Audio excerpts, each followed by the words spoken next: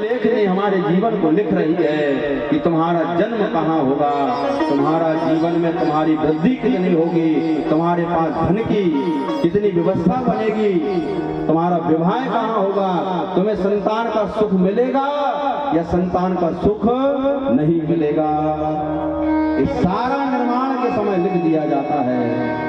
मरण कहाँ होगा, मृत्यु कहाँ होगी, रोड में होगी, हॉस्पिटल के अंदर होगी, महल में होगी, झोपड़ी में होगी, कहाँ होगी, ये सब लिखा जाता है।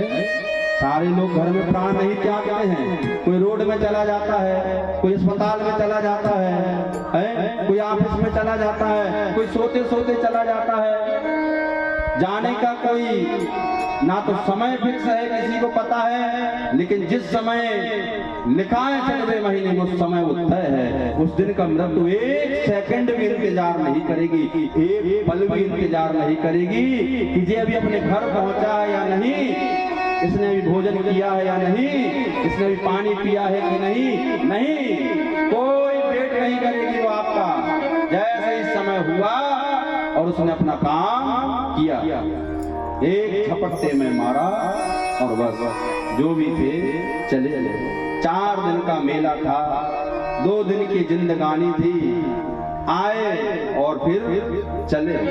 आप कितने बड़े भी धनवान हो, ध्यान रखना, कितने बड़े भी हो, कितनी बड़े संपत्तिवान हो, कितने बड़े वैभववान हो, कितना लंबा चौड़ा वैभव है, इससे भी बाबा को कोई मतलब नहीं है। जाओगे संसार से तो 4 लोग लेकर जाएंगे, 2 बांस के ऊपर बैठ के जाएंगे और एक खड़े में हमारा पूरा जीवन का सब कुछ एक घड़े में रख दिया जाएगा और अंतिम में वही तुम्हारा पुत्र लेकर जाएगा।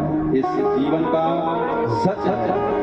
आज सिलाद मुनि ने जीवन का जब सब कुछ सच जाना तो सिलाद मुनि कहते हैं इससे अच्छा है मैं भगवान की भक्ति करूं जिसमें मेरा कल्याण तो हो जाएगा। जब सब कुछ यही रह जाएगा, जिससे मैं प्रेम कर रहा हूं वो भी यही रह जाएगा, इससे अच्छा है जो साथ में जाएगा उसी से प्रेम कर लो तो कम से कम कल्याण तो हो जाएगा। शिव कथा जिसने जीवन में सुनी है वो संसार में वैराग्य को प्राप्त कर लेता है। ध्यान रखना, ये कथा वैराग्य युक्त है। इस संसार में रहने के लिए तो कह रही है, लेकिन कैसे रहना है अगर उस नियम से हमने रह लिया तो ध्यान रखना कोई संकट कोई विघ्न नहीं आएगा और हम अपनी मर्जी से संसार में रहेंगे तो एक दिन भी सुख प्राप्त नहीं कर सकते। आज सिलाद मुनि ने भगवान ने वरदान दिया, आज यहीं पर नंदी जी का जन्म हुआ है। नंदी जी ने बचपन से ही भगवान की भक्ति करी थी, क्योंकि पिता और माँ जैसे होते हैं वो पूरे गुण संतान में आते हैं। आज वही गुण नंदी जी में आए। नंदी जी ने श्रद्धा के साथ भगवान का नाम जपा।